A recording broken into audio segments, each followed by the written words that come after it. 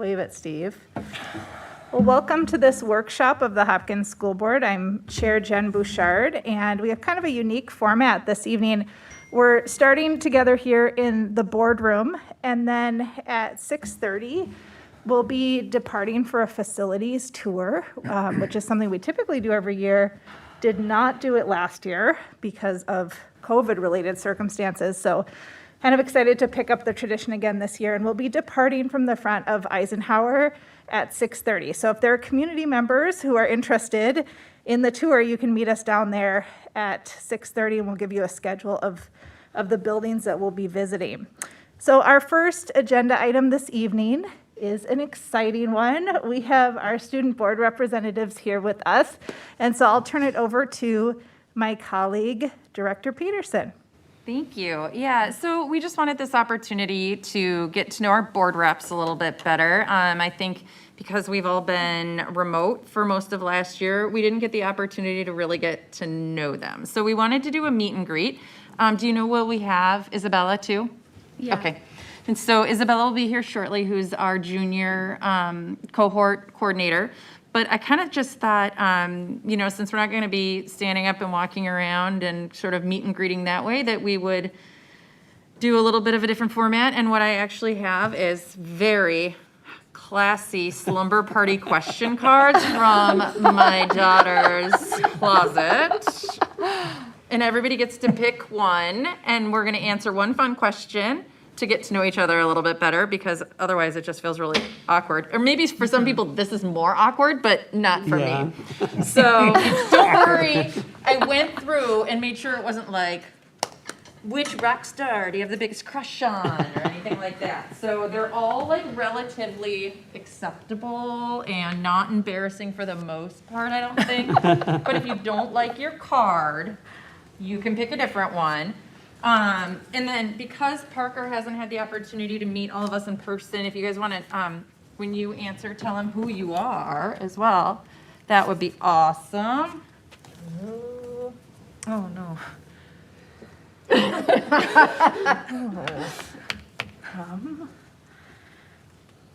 Do you want a different one, Jen? No, I'm good. Okay. It's making me think.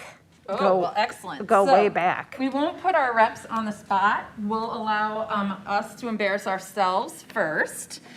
So the other question, I'm going to start with you, Director John Cool. Yes. So first I'm going to have you answer your fun question, and then I'm going to have you share one of two things. Your biggest wish or goal for Hopkins Public Schools during your tenure, which is pretty quick here, or what you're proudest of. So then for you guys, I would love to hear what's the biggest thing you would love to see changed in Hopkins schools.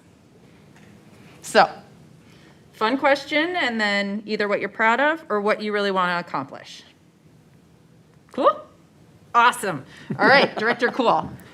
All right, so first of all, my name is John Cool. I'm the newest of the school board members. My question is, what little things make you happy? There's two things: watching any activity that my kids are involved in. And the second one is my Starbucks adventure that I go on every single day, where I see most of the people that work in this building at some point during that time period. Do you want to give me one? Oh, yeah. Okay. Oh. Thank you. Do So you want me to answer the other question or no? Oh yeah, sorry. So in my short tenure, my goal that I would love to see is the beginning of additional business or company school partnerships, to have more of them and to have a couple of them really cemented before I leave. All right. So I'm Katie Peterson. I think you guys know that, but that's okay. So my question that I drew is, if you could invent a holiday, what would everyone do on that day? So I would have technology free day, and nobody could be on any form of technology for an entire day. It'd be amazing, right? Especially my children. So As far as, and of course, I came up with this question, I didn't even think about it, right? I would say the thing that I am proudest of is the collective work of our cabinet to really right-size our budget and come up with like a really new way to think about financing in Hopkins. I think that was a big one, and I'm really proud of all the work that they did. My turn? It is your turn. Okay. So my question is, I'm Steve Adams, by the way. Which movie character would you like to spend the day with? And Make sure that these guys know what it is too, Steve. Don't date yourself too bad. well, okay. He's got to come up with a different answer then. I know, right? No, I don't think so. I'd like to spend the day with Lizzie Bennett from Pride and Prejudice. Oh, Elizabeth Bennett. Elizabeth Bennett. Wow. Of course, I'm an English major, so, that You're a has always appealed to me. But I think she would be an interesting person to have long conversations with. So- Now, the Elizabeth Bennett from the A&E special, Well- or which is like the 8-part. Yeah. I think, or like Keira Knightley. Jennifer Eiley. Yeah, Oh, yeah. I think the A&E special. Did I date myself? No, I'm a huge Pride and Prejudice dork too, so I love that. And the thing that I'd like to see happen before I'm done on the school board is that school boards across the state get the authority to renew levies without having to have a referendum. It's something that I think is outdated and would really contribute to school districts making a lot more progress and being a lot more financially stable. So.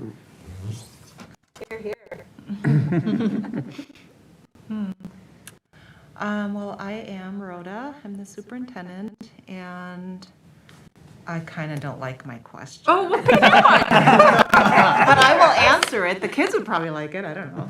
Sorry, young adults. Well, the less than ideal question is, what's the grossest thing you've eaten? I'm like, You want a different one? I try not to eat gross things, honestly. What do you do that drives your parents crazy? It's crazy. Oh, gosh, tell them what to do. But one thing that I do that drives my parents crazy is, I say, I love you guys, which is nice, right? And then my father's like, your mother and I do not like it when you refer to us as guys. It's like, okay, well, I'm trying to say something nice. So apparently that drives them crazy. And one thing that I'm really proud of, well, I really love our team here in Hopkins. I feel like we're all just really focused on what our scholars, what our students really need. And we're not afraid to take, to receive some feedback so that we can fix things. And I'm really proud of our vision. The people that we run into, whether it's people in colleges or at, some of the different organizations and corporations and other districts, really think our vision is cool. And it's the right thing to do for kids, like figuring out how we're going to get there. So I'm proud of Vision 2031. I'm Jen Bouchard, and it's so good to have both of you here. You probably recognize my nasal voice from having to listen to it during multiple Google Meet meetings last year. My question is, what was your favorite bedtime story when you were little? And my dad is a really good storyteller, and he would tell some stories that were about his childhood and then other stories that he totally made up out of thin air. And we never quite knew what it was going to be. So it was like, is this for real? No, this can't be for real. So I would always choose his stories over my mom reading a book to me because I thought that his stories were more interesting. What I am proudest of is the way that we as a board and as a system have shifted to truly center student voice and to prioritize that in our decision making. And I think last year was really challenging with the pandemic. It was challenging being virtual. And I'm really looking forward to working with you this year to make sure that you are in the decision-making spaces that you want to be in, that you feel really passionate about, and where you can really drive change. As I interact with school leaders, education leaders across the state, there are a lot of institutions that really talk a big game when it comes to equity and anti-racism. And then when you start to kind of like ask them, well, like, what does that look like on a day-to-day basis? You know, what does that look like in your policies? It starts to fall apart a bit. And so I think concurrent or like together with this idea of centering student voice, our system-wide commitment to equity and anti-racism that's really blossomed over the past 4 years is what I'm proudest of. Shannon? Yes, I'm Shannon Andreessen, and my question is, what's the best thing to mix into ice cream? Oh, that's a good question. And when I was growing up, my favorite thing to put in ice cream was Nestle Quick and cornflakes. So, Like a blizzard, sort of. yeah, kind of, like before they were a thing. Yeah. Because I'm old. Yeah, I loved it. I don't think I would make that choice now, but it's nostalgic.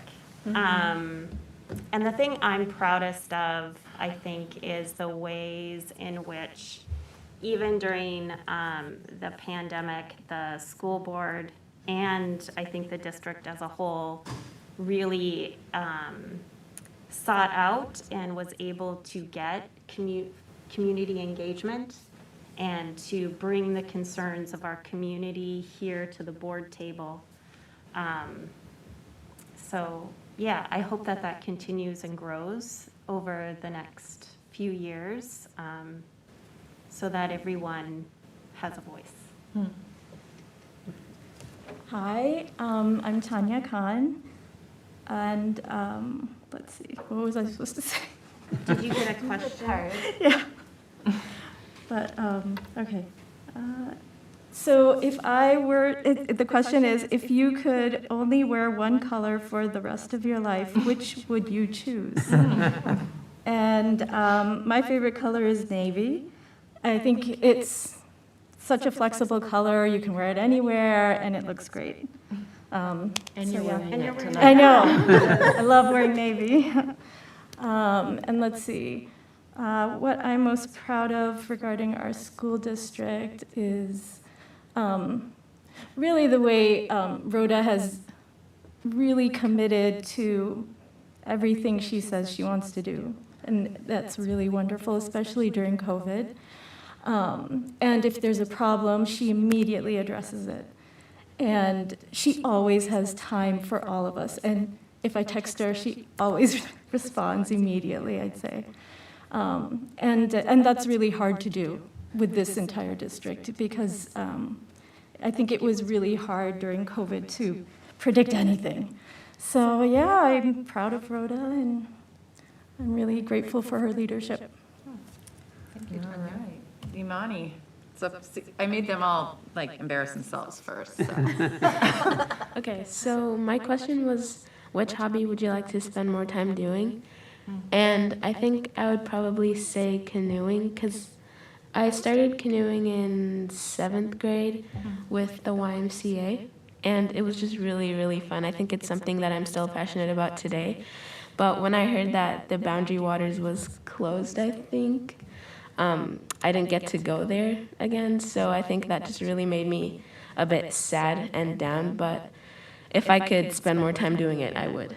But the next question, what would I change about the district, is I think something that I focused on last year too in LAC was cultural competent teaching. I think Shannon knows this, but I kind of talked about this just a little bit when we had our virtual meetings, but I think it's something that's really, really important just to make sure that teachers and students as well practice a lot of self-reflection before they say things and like in their curriculums and things like that. And also, you know, just to get rid of us versus them mentality in teachers, which sometimes students talk about students of color. So I think that's something that's really affects me and is important to me. But yeah.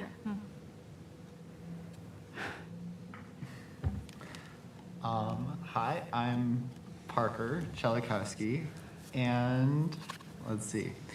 What toy have you outgrown but still love? I am not proud of it, but I'm also not ashamed that I still sleep with a stuffed animal, Eeyore, that I got at Disney World when I was 7 for my birthday. I took one to college, it's okay.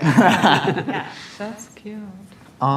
What's one thing I could change about the district? I think that especially over in the last 2 years, communication is really hard, and it's only gotten harder because we haven't been seeing each other in person so much. And there have been a lot of changes going on in the district, and I think those they've all been communicated clearly, but sometimes just prioritizing, like, as a student or as a parent, reading through a long email from the principal, for example, and saying, oh, this is the most important stuff in this email is very difficult sometimes. And so I think that's an area we'll see improvement in eventually. Perfect. Well, good. So, we love seeing you guys at the table in person. It's you guys, see? Everybody says guys, right? And I'm so glad that you're here. I think that we will have to make the other board reps do this when they join us at the table. I'll just make sure that, I have special slumber party cards, and I'll pick these up from everybody. I appreciate you, humoring me and Bridget with your answers. So, but just love seeing you guys here, and we're so glad you're here. We hope that you engage with us in any way that you feel is easiest for you. Emails and texts, anything like that. Don't hesitate to come to any of us with questions, suggestions, anything like that. So, and I know there was one suggestion, Imani, that you brought up about kind of a social media channel that I think could be really interesting. And so, Rhoda, I was thinking that it could, if we could connect Imani with Jolene, the board reps would like to create a social media channel. And then I was thinking Jolene could promote that as a way for the students to really interact with our student board Oh, reps. that is great. I love that. Yeah. Yeah, I think it's a great idea. I think Parker, maybe both of you guys came up with that one, but I think that would be great. And so It was me and Elliot. It was you and right Elliot, before okay. he left. We talked about it, yeah. But any ideas like that on ways that you feel like your voice could be heard better or differently, don't hesitate to let us know, because we're all a work in progress. So, and then what I'll also say is the rest of the workshop is you're welcome to stay for, but I wanted to do this at the beginning and be respectful of your time, give you a chance to be here a little bit, but you are not required to stay for the goal setting portion. So, but you're more than welcome. So, that's pretty much. Parker, Yes. before Principal Ballard sends out a communication, she writes it in Google Docs and she sends it out to 7 or 8 different people just to get feedback and have multiple eyes on it. It would be cool if there were a couple of scholars who were invited to also be co-editors or give her feedback. So maybe you could let her know of your idea. Maybe you could be, just someone, not to help write, right? Especially if you don't have time, but maybe at a minimum, just kind of glance over it and give feedback, especially about what's most important, or, I don't know, I just think that'd be kind of cool to have a student's perspective before it actually gets sent out. Yeah, I like that. Okay, I'll let her know. One other thing too, that I noticed is just that one where the text and my contact, and that was the only kind of newsletter I ever saw of hers. But, Natalie Sawatsky uses the some more. That might help just categorize it. So as, instead of it being an email with just text, it's then like, a bold thing, and if that's of interest to them, that they read about that particular section. Maybe something like that, where it's more like a newsletter than an email might be helpful too. Do you So, think s'more is, has an elementary feel? I'm just thinking about it now. I think yeah. the high school might be the only school that doesn't use s'more, actually. I don't know if it's got a elementary feel. I think it's about the content. But I would say, because you have to click a link Also- to get to it, that might lose. But if there's a way to format the emails more like a newsletter, you know, I that like could be. that. Yeah, we can work on that, for sure. I like that.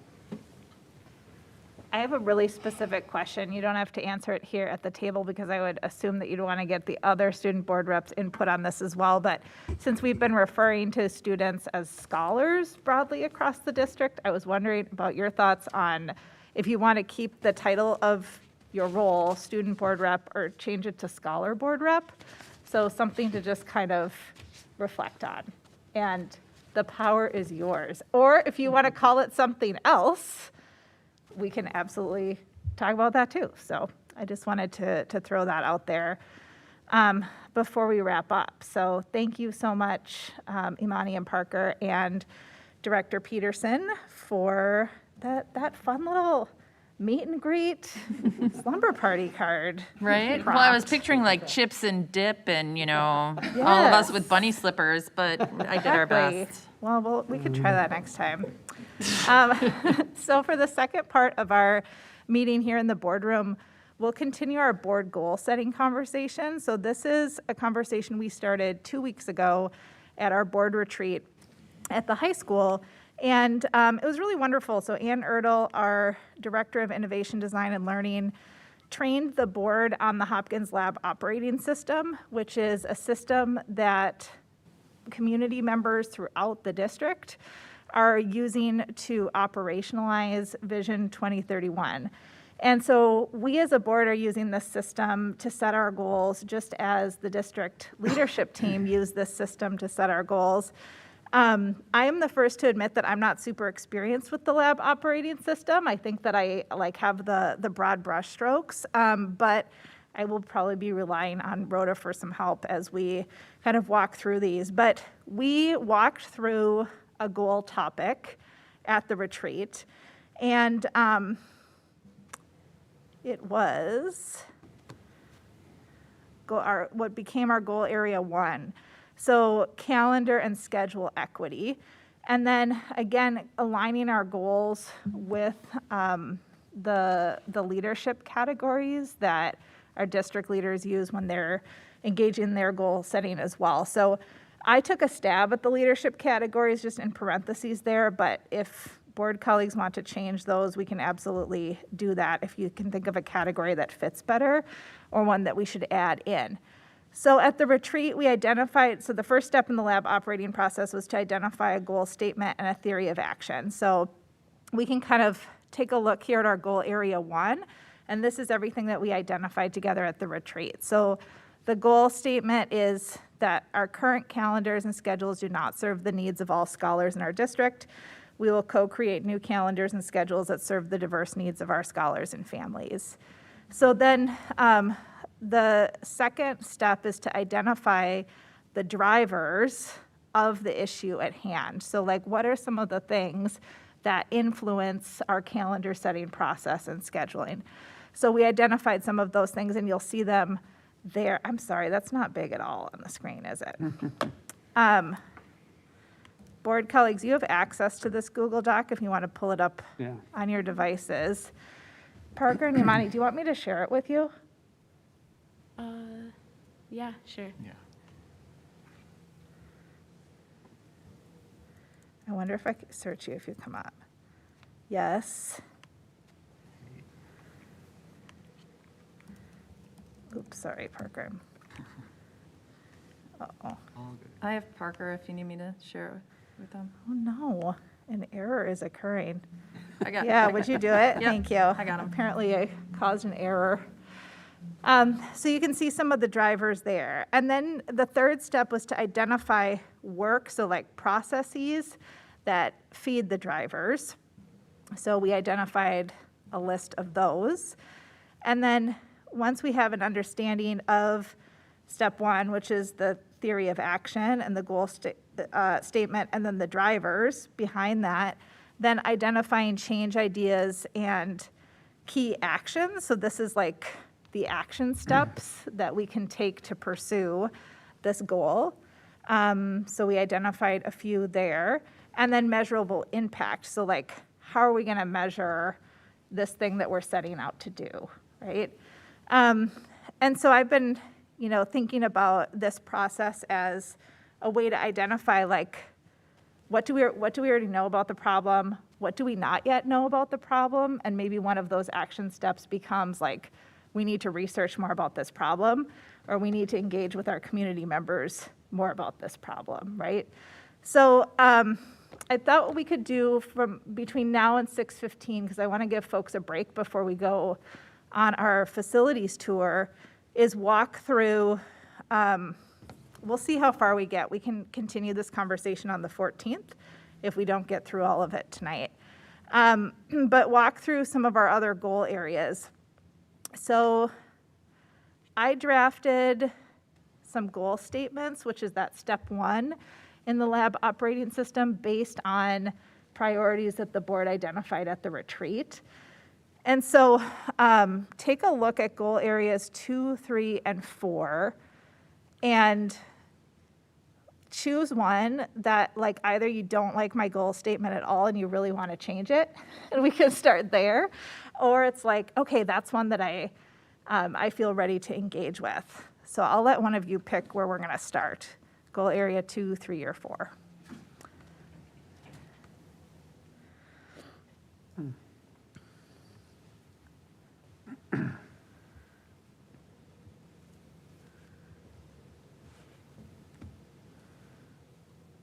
I feel probably the quickest one would be goal area 2 because it's super similar to one from last year, whereas 3 and 4 are going to be we're building it more from scratch. So if we wanted to, quick knock one out, that feels. Let's do it. So goal area 2, a Vision 2031 aligned budget. And the goal statement or theory of action is similar to districts across Minnesota. Hopkins is operating in an economic environment where state and federal funding for public education have not kept pace with inflation or the evolving needs of our scholars. We'll maintain a structurally balanced budget that aligns with and sustains the work of Vision 2031. So what are some of the drivers behind the budget? Legislative funding. Head count?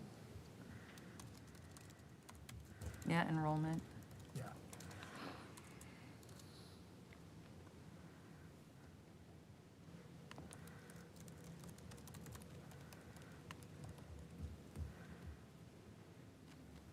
Levies? Yeah.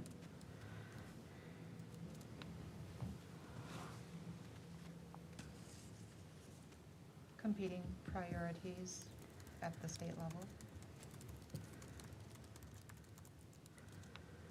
Competing school districts? That might be enrollment as well, but Yeah, but I think they're two kind of separate beasts. beasts a little bit. Yeah. So like school choice broadly, Yeah. and then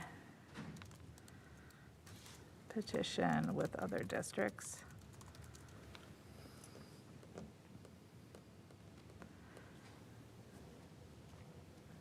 Any other drivers?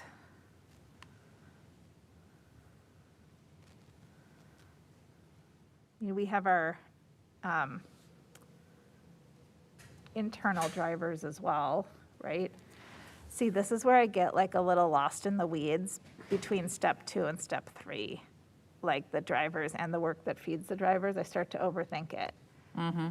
So I think we can get all of like the factors that influence it out on the table, and then we can kind of figure out if they go in 2 or 3. Does that? Well, because there's macroeconomic, like what's going on the bigger scale, just from an economy standpoint. The drivers of the drivers are like things like mindsets or people's behaviors or things that are hidden to us that create the conditions that are, like part of that root cause. Is it processes too? Like, Well, that's the third. Are you oh, talking right. about step 3? Yeah. Well, and the shift to, and I am totally forgetting the term that we used when we were budgeting by per bill, it was a new way of thinking about budgeting. Oh, revenue-based budgeting, or? No, it was Torero, on the school-by-school basis, and it was based on pupil. Predictable staffing model? Thank you. Okay. So is predictable staffing model a driver or work that feeds the drivers? Well, I think it's one of our change ideas to try to Oh, so I just went to step 4. sort of counteract this whole problem to begin with. Yes. I'm And advanced. Ann Ertl said to tell you that it's very normal for people to kind of get confused between the driver layers. Okay, good. Thank you, Anne. So you're not That makes me crazy. feel better. I mean, I may still be, but at least not on that point. Okay. And then revenue-based modeling or revenue-based budgeting, that would be under number 4 too, right? Because that's, And is predictable staffing an extension of my budget file, or is that another process that we've put in place? Well, my budget file is like the Program? platform that we use to Okay. manage the budgets. Okay. And the model is the mechanism we use to decide what the distribution of resources should be. Gotcha. So going back to drivers, unions would still be part of drivers, right? Or not as much for next year since there's not a negotiation? Does that matter? You mean like expectations of unions, maybe? Or The any contracts. change to you have an existing contract. So sure. because that's not variable, maybe it's not a driver next year. Well, I think we should include it because it's always Yeah. a driver. And then COLA, cost of living, Mm-hmm. right? That's the acronym, right? I didn't just make that up. Okay. Part of the macro. You know how bad I am with acronyms, so have to double check. Oh yeah, it's part of the macroeconomics. So what is some of the work that feeds the drivers?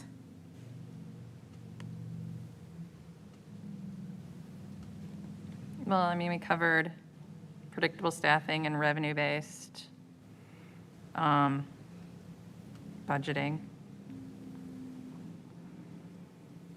Would that also be like the work of the LAC And CFAC?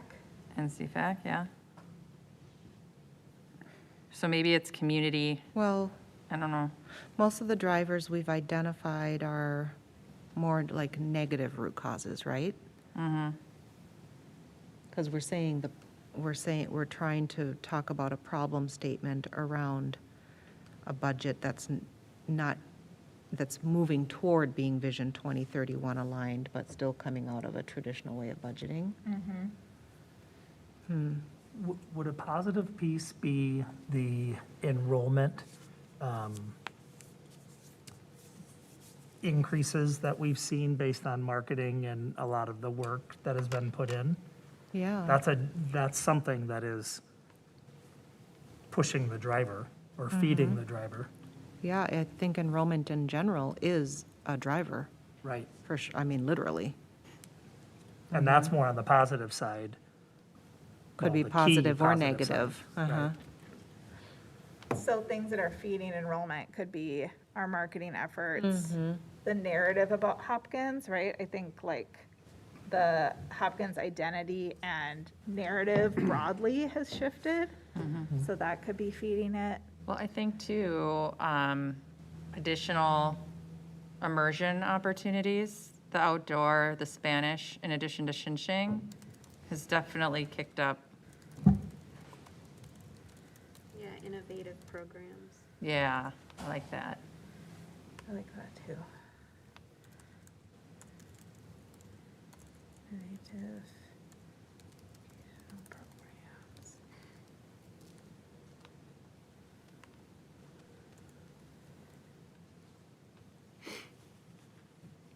So would the legislative session be work that feeds the drivers? Because that is a process that informs what the legislature decides.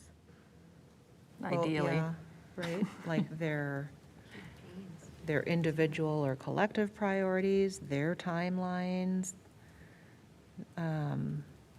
what they're beholden to from last year, the year before, or 10 years ago, or 50 years ago. Political factors and histories. Loyalties.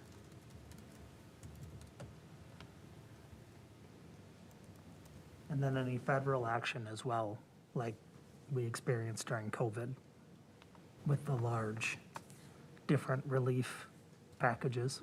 And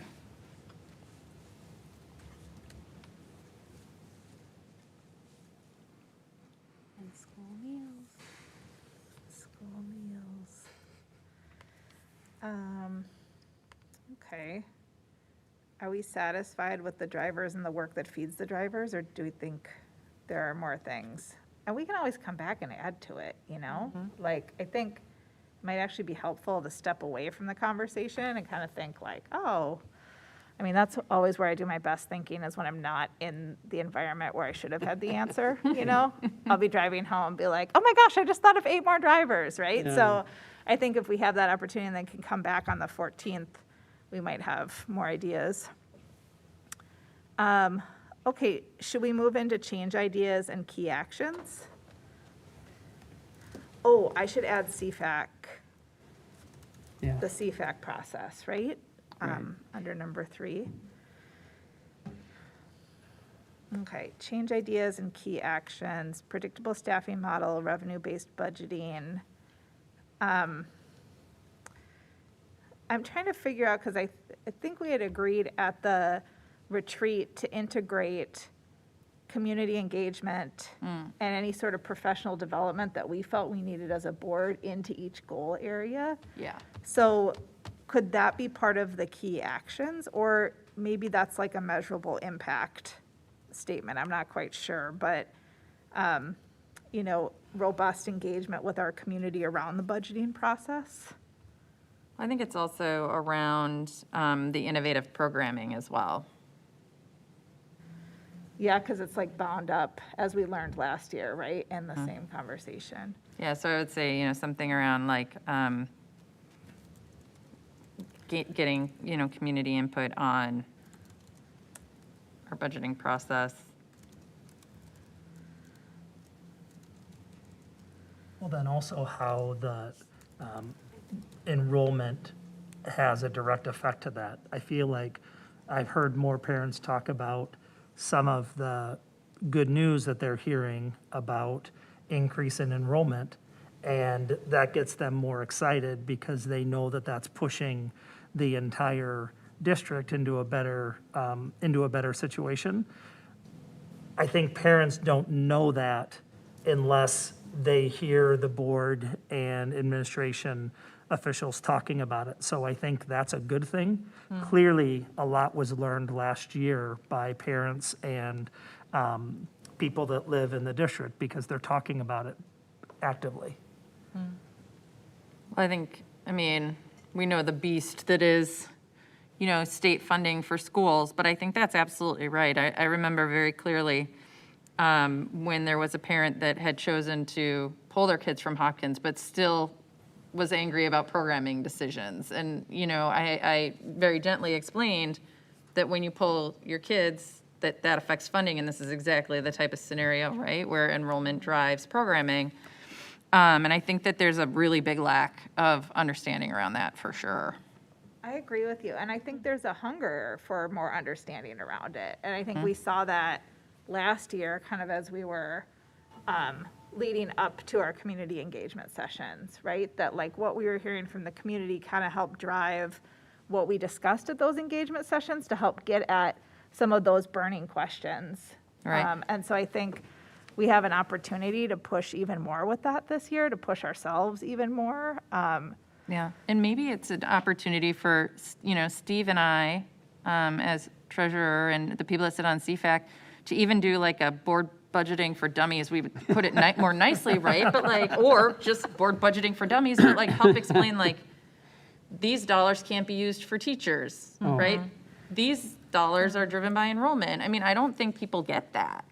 Really? Yeah. Right. So Yeah, you- you've been living in this for like 14 years, Steve, exactly. but, I'm I a think little- it's a huge miss that people don't understand. Even So- internally, that we have lots of staff with a huge variation in levels of understanding of the, Yeah, But people, how the budget don't people works. understand that enrollment drives funding?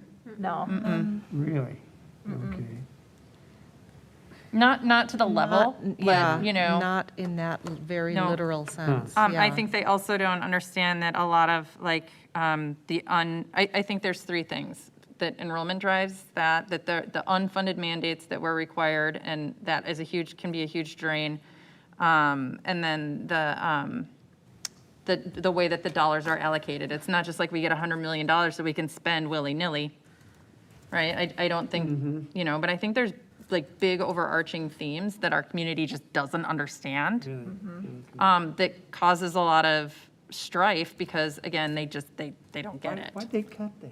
Yeah. Right. Yeah, why did they cut, yeah, exactly. And the fact that our dollars are earmarked for certain programs, that's Right. another thing that personally, I'm so sad to say this, but I didn't even know. And there were multiple times when I asked for an explanation, so that earmarking was really important for me to really understand. But maybe it's some sort of before our budgeting process this year, we could do some sort of community outreach or like video that I was gonna say, brings it down. maybe you and I should do a video, huh? YouTube? I love it, yes. For the You should start with. We'll the start cards. with slumber party cards. Just to, get them ready, and then we'll move Can I pick right what into. cards? Yeah, you can It's a pick. Great, thank vlog, you. right? You would have isn't that a vlog? Yeah, Yeah. it could be real good. Riveting. I could see this going national. I'm not even kidding. I think you two are like very charismatic and it would be fun. I'd watch it. I mean, And Jason nervous over there. Well, you could just intersperse, like blend in fun facts about lots of different things. Oh, you guys No, but- better be careful about planting these ideas. Yeah. Commercials. Because I'm gonna get real excited about it. I don't know if you guys know this, but I love to be the center of attention. Actually, our students could do it, That would be fun That would be too. fun. Totally. or help you. I like it. so Shannon just said that this whole idea of community understanding could be one of our measurable impact points, right? And then also. How are we gonna measure that? Give them a test, Steve. Everybody, And a survey. Give them a survey. One more survey. That's right. They all like the surveys. I'm all about that old school assessment. I want like a good old multiple choice test, right? Scantron. Yeah, Scantron. They can write an essay. Yes, short answer. Then we grade them. And I think too, another piece that would be good to include is to get parents or community members active in talking with their legislators about this issue. There's something to be said for constant, unrelenting pressure. Maybe we can finally for get sure. that renew thing Yeah. done. I should put the LAC process up here too, right? So let's put advocacy as a driver. Okay, and then LAC. I think kindergarten roundup also has a huge impact. What do you think? Yeah, There's so many tell me parents more. who How so? come and they're more attracted to it, especially, I went to the one at Gatewood. And it was so wonderful to see the kids playing in the sand and parents milling around and seeing the schools. And you could see that there was so much interest and there were cars all the way outside of the parking lot. So kindergarten roundup, I think, has a huge impact. So like opportunities to connect early on Yeah, at like specific sites, so that cultivating that sense of belonging. right, because that's the foundation, right? Yeah. That the kids will get from kindergarten. And then the parents invest in that because they want to see, how their children will blossom, and it's a good thing. Yeah. Well, there's some great conversation that Dr. Nolan had with parents there, Oh, yeah. where there was several questions that came up about, oh, are you losing this program or that program? Right. And he really did a good job, kind of what we're talking about here, kind of explaining that, no, we're always pivoting and adapting. Yep. And so we look at it as, kind of breaking it down as, we did in all of the meetings last year. He did a really good Oh, yeah. job. That Yeah, was he did more an like awesome job. one on like 5 or 6 parents at a time, but he did a really good job. Oh, That could maybe be bigger to where everybody hears that same thing, but he was Absolutely. really good that Oh, night. yeah. Yeah, I agree. So looking at measurable impact, I mean, passing a structurally balanced budget is kind of the goal at the end of the day, right? So I think that would be another measurable impact item.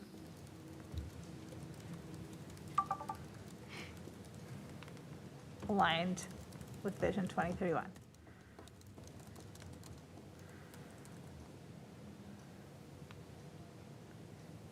And when I kind of clean this up, I can add like specific dates in, I think, or date ranges. I think for the measurable impact that's helpful, especially if community members are looking at these goals, like when are these things going to happen?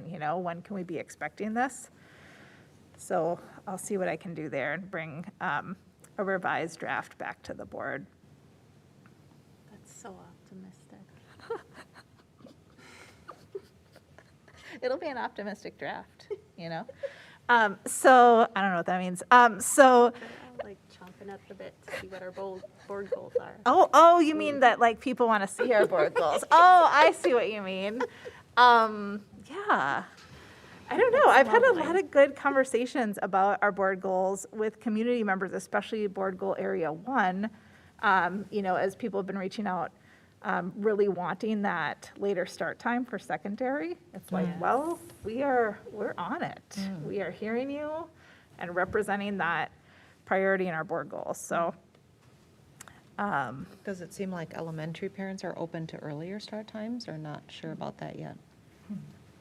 the parents I've talked to have been. Yeah, but I haven't done like a wide sample. You haven't talked to all 65,000 residents? I mean, I've been trying.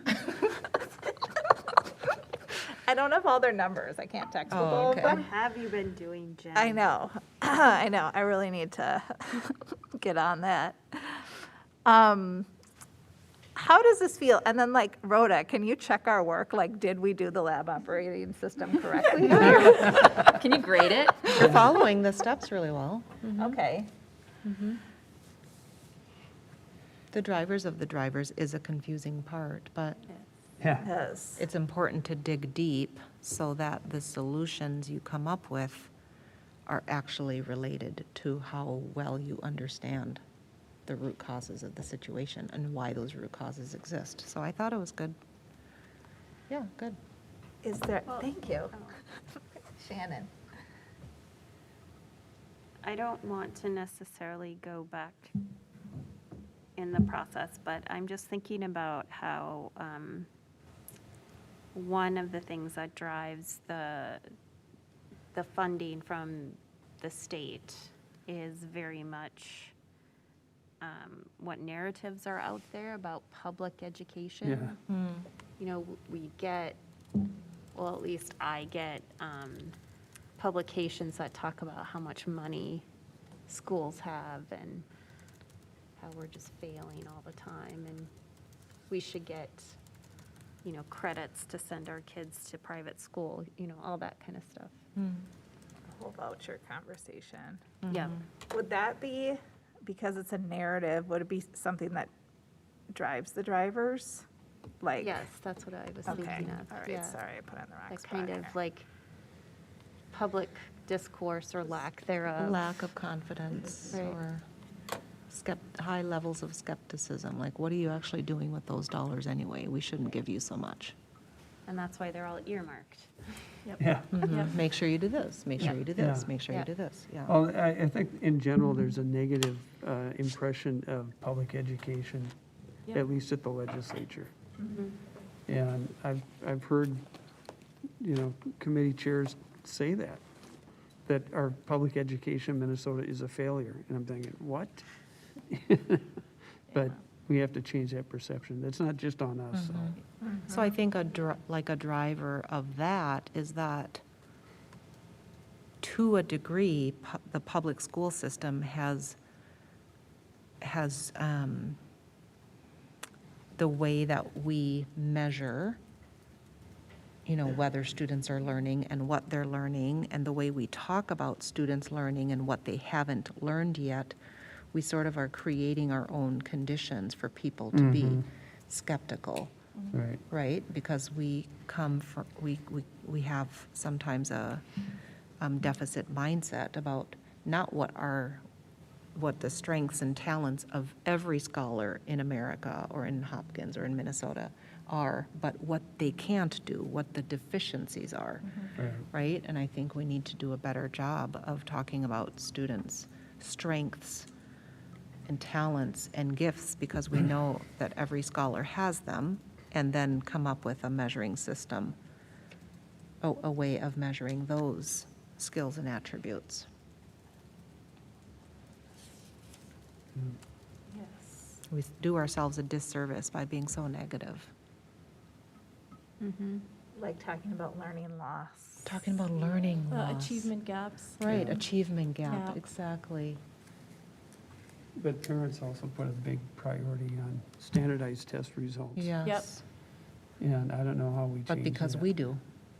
Not in Hopkins, but nationwide, Yeah, right? right. There is that. And there's all these websites, was it Great Schools? Oh, yeah. And they supposedly tell you what are the best schools in your kids' Right. geographic area. And it's all based on test scores. If you drill down, it's all standardized test scores.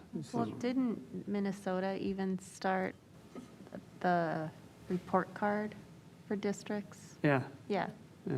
so they're feeding into it too, MDE. Anyway. That was good. We got so many more drivers and work that feeds the drivers out of that conversation. That was great. How do you feel? Do you want to stay with this area? Do you want to leave it for now, move on with the knowledge that we will come back to it on the 14th? Yeah, let's leave it for now. Okay. All right, so we have probably time to do one more. So would you prefer to do area 3 or area 4?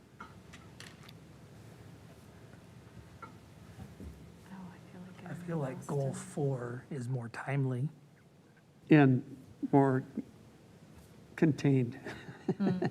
I think we could go into a long discussion on goal area 3. I think Yeah, I feel like we need more time for that. Yeah, and maybe those of you who are on the policy committee of input into goal area 3. So maybe to have some extra time to reflect on that would not be a bad thing before the 14th. So sure, let's do goal area 4. First of all, are you okay with the goal statement and theory of action, or is there language that you'd like to see changed or clarified in there? So 3 Hopkins School Board seats are up for election in November 2021. 2 incumbents are not seeking re-election. The board will welcome at least 2 new board members, perhaps 3, in January 2021. We will take this opportunity to orient our new members and co-create an inclusive and empowering board culture. So we aren't going to do the hazing that that we normally do? I mean, that could be, I mean, it's not a change idea, right? If it's,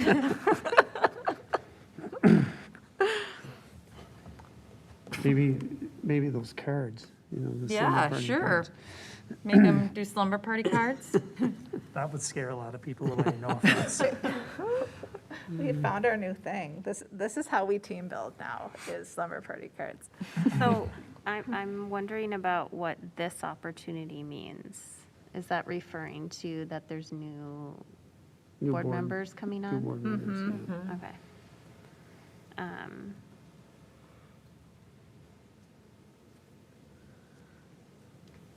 Okay, I need to follow the process, right? I can't just jump right away to like No, well, what I Jump to the want, right? conclusion. oh, like you want to go down to measurable impact? I want to do 4. I want to do 5. Maybe we could like identify a couple. Okay, the drivers of what? Oh, the election, obviously, right? Well, so what's the problem statement? Oh, Because that's what we're trying to understand. Probably that boards maybe, unless there's intentional effort put forward, then boards might struggle with some effective onboarding Yeah, or culture building with new Yes. members. yeah. Okay, so I think that's what we're trying to tackle and understand. Yeah, I think those are two really, I mean, onboarding is one thing, but the culture building, and the culture of kind of trust and that we have built and being able to continue that. I think this is a safe place. And I also think too, one of the things that's important in particular now is that new board members are able to kind of walk in and get to work, right? Like they feel supported enough that they can do that. So that's a Think they can now? challenge. What? Do you think that's possible now? Is that what you're saying? Absolutely. I do too. I mean, not that we were given much of a chance not to just get right to work after the November 19th election, but I do think like we got right to work. Now, again, not given much of a chance, but like, I think that's, Yeah.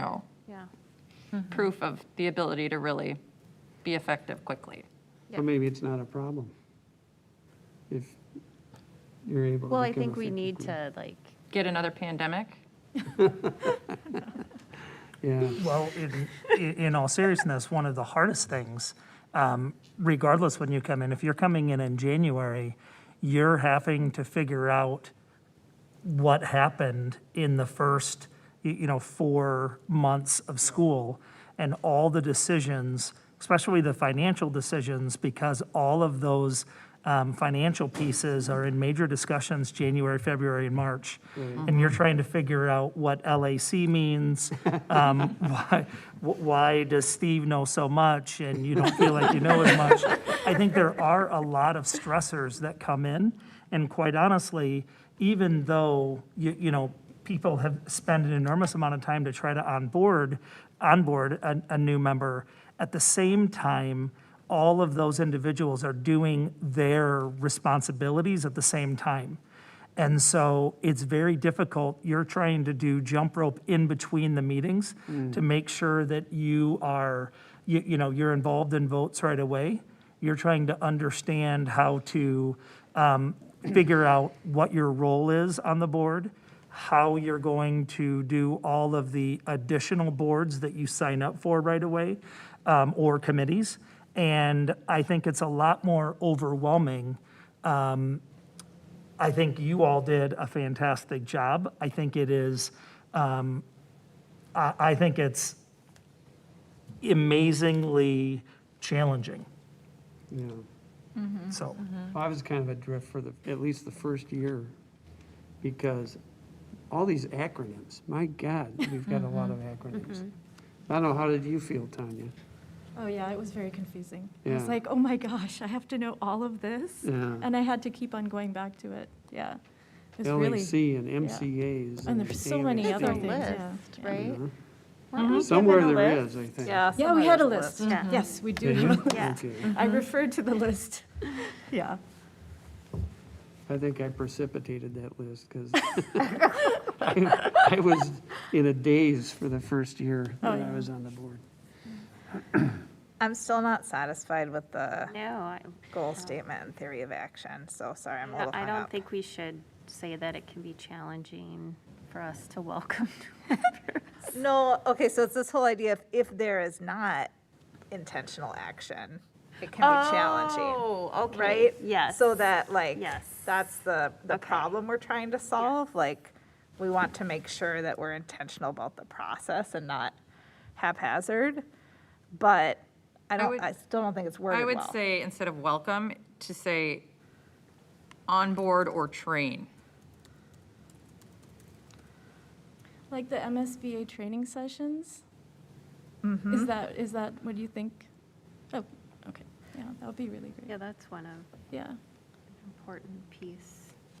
Because those MSBA training sessions kind of made things a lot easier. And the Yeah. quicker I did them, the better I Did they? understood things. Okay. Yeah. Yeah. Yeah, I would say doing them before you start is preferable. I agree. Yeah.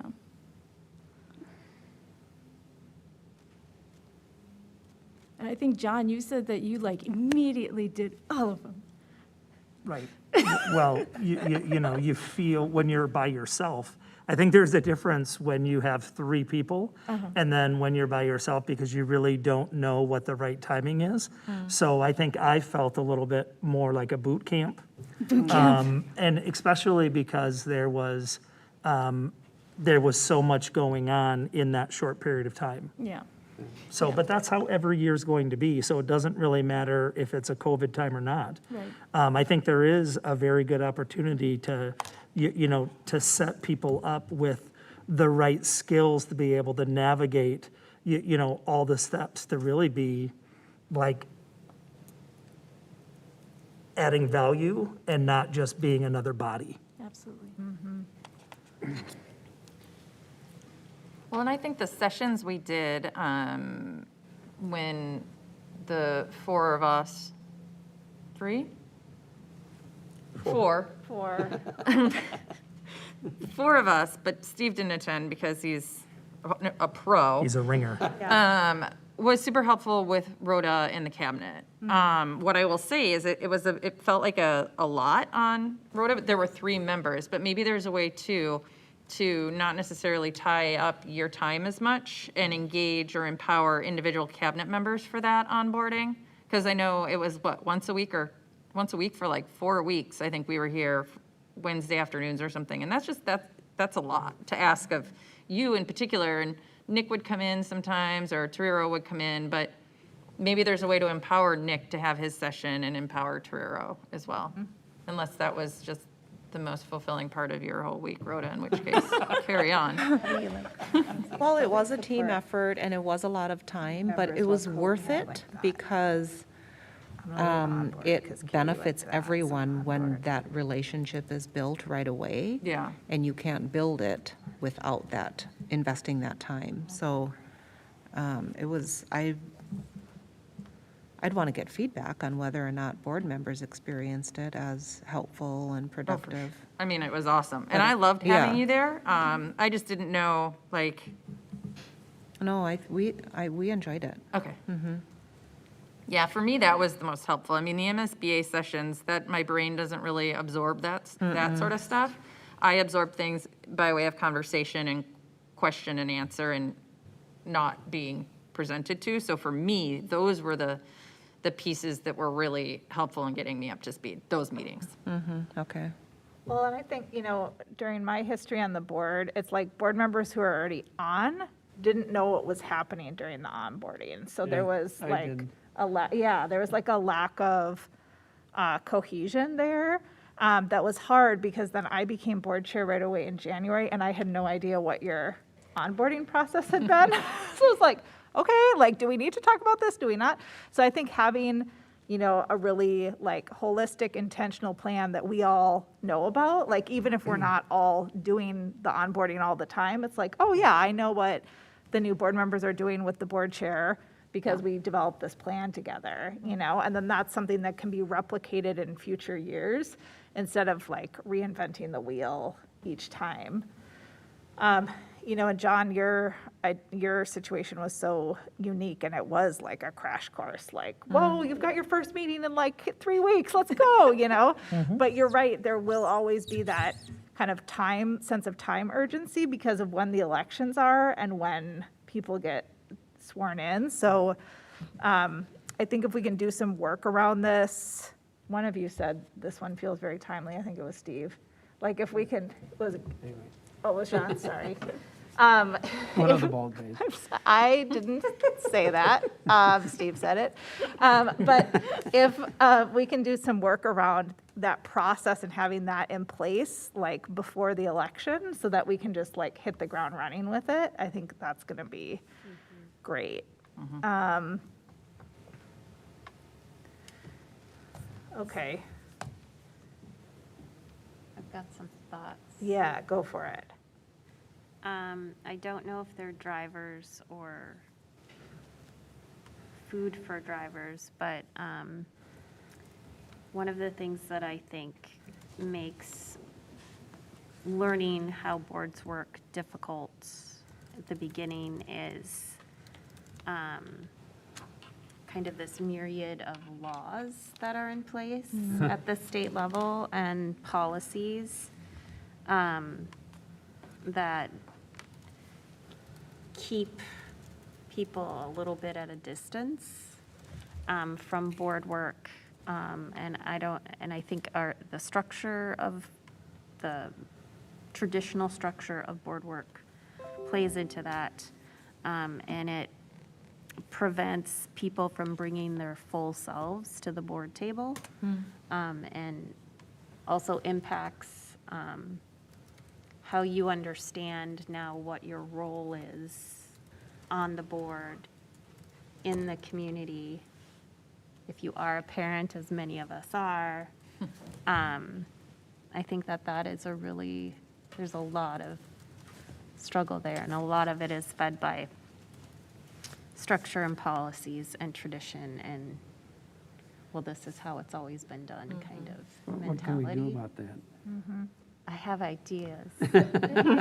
I totally But that's hear- number 4. That's number 4. We'll get there in Shannon's a just minute. itching to get there. I know, she's like, now, once we've fully covered this, but I totally agree, Shannon. I felt super, like I can't get together with more than 2 people at any time, breaks the law. Like, do not use personal cell phone, do not, like, there was so much where, you're right, like, bringing your full self. Like, I felt really like I needed to stay in the lanes, right? And I think that I've loosened up a little bit, but I still don't have it on my phone, right? Like, but I either. agree, some of those things where it feels like it has to be really rigid, and maybe breaking down those barriers to get people's more authentic input and authentic participation could be really helpful.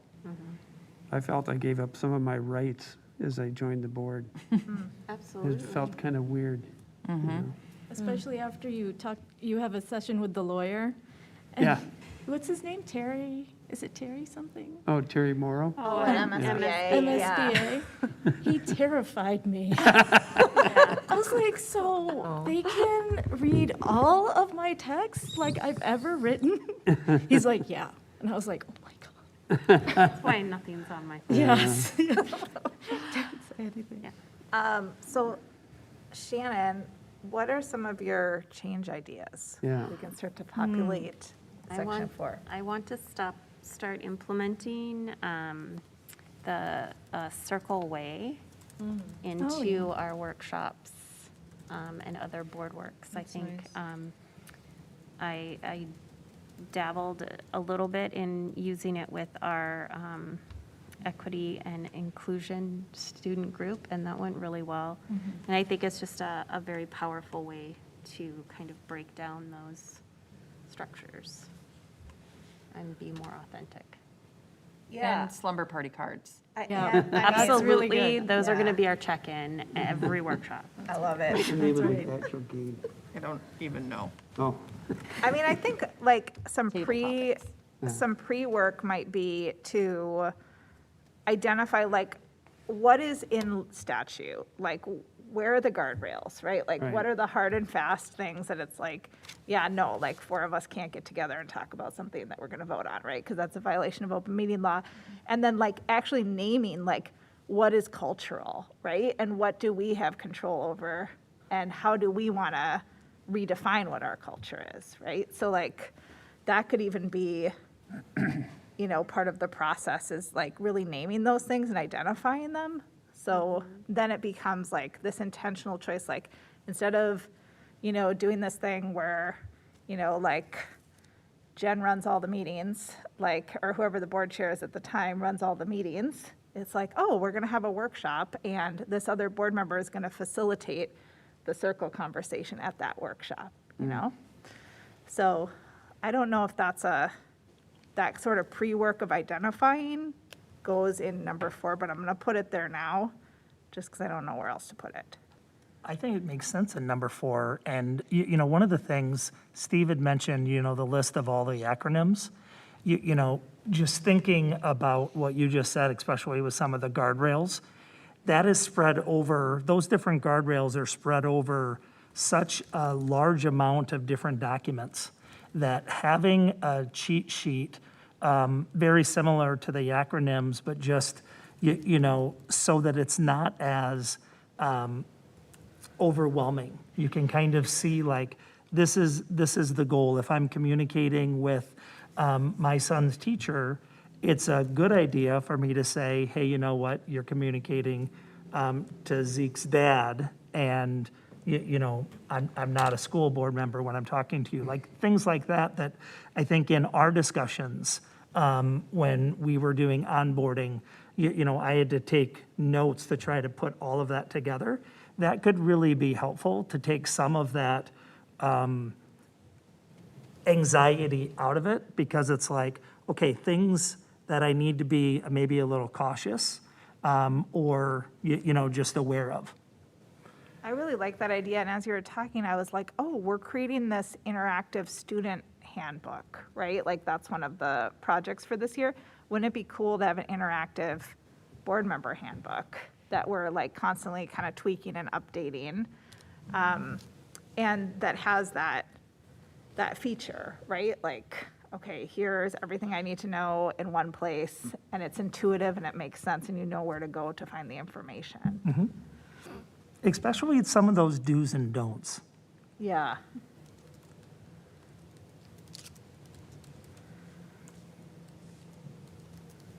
Yeah, I got myself into trouble, not here, but when I was on the Minnetonka Planning Commission with the open meeting law.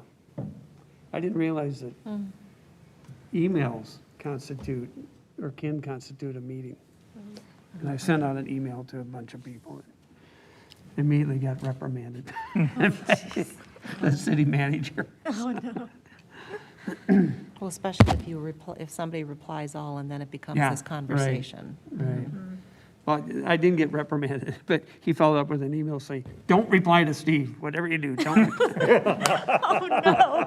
So to me, that was a reprimand. I mean, That's a one Minnesota way to reprimand. handle it, Yeah. yeah. So we're at 6:15. Did want to give us a bit of a break before we head out on the tour. So should we resume this conversation on the 14th?